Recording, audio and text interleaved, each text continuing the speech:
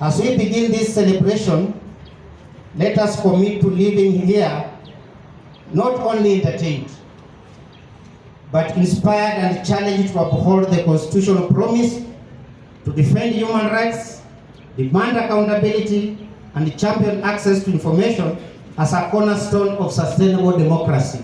The Wazi Festival is geared towards reimagining what should we have achieved since the promulgation of the Constitution, but looking forward, what do we need to do so that our Constitution is implemented the way it was meant to be implemented. So here there are several booths. There's the voters booth, where there's an IBZ official going to take people through issues to do with the voters and their mandate and how are they prepared, for example, as we go to 2027 elections, because already now they have the commissioners. We also have civic awareness that's ongoing, but more generally, we are going to look at 15 years since the promulgation of the Constitution.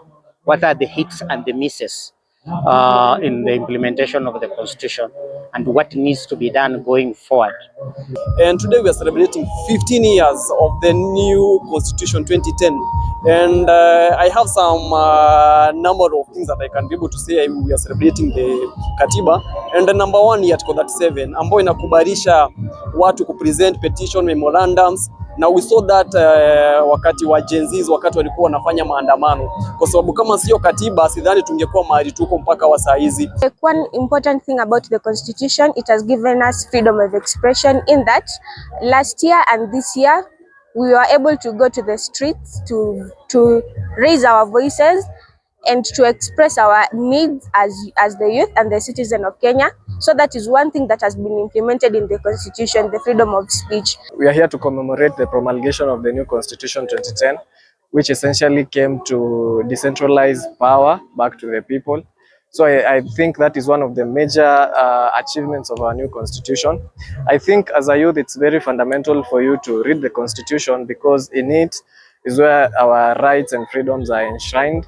Generally, as the CEO of Midrift Human Rights Network, an organization that works around thematic areas as good governance and human rights, we are disturbed by the way the government is going on perpetuating issues to do with the violence and also extrajudicial killings. So we are saying that the government should look at how do we implement our chapter on human rights.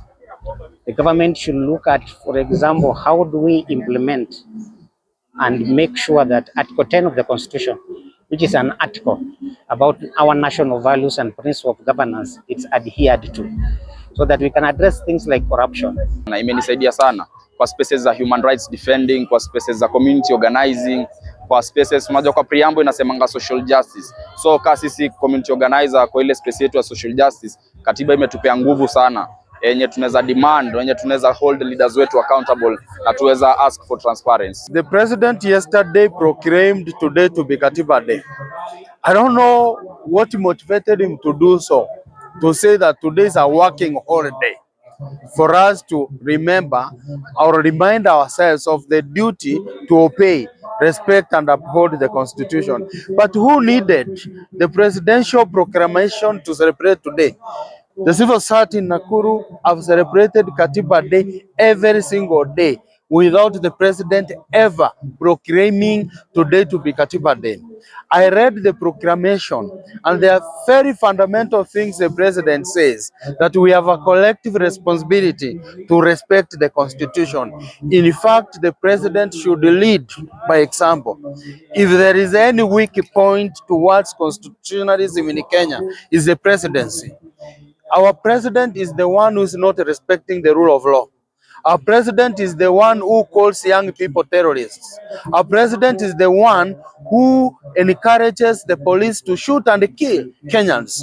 So if there is anyone who should be called out for not obeying the Constitution, is President Ruto.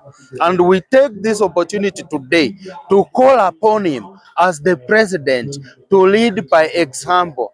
Today, moving forwards, the president of Kenya should do all within his means to ensure that beginning with his office, beginning with the people that works for him, everyone obeys the Constitution.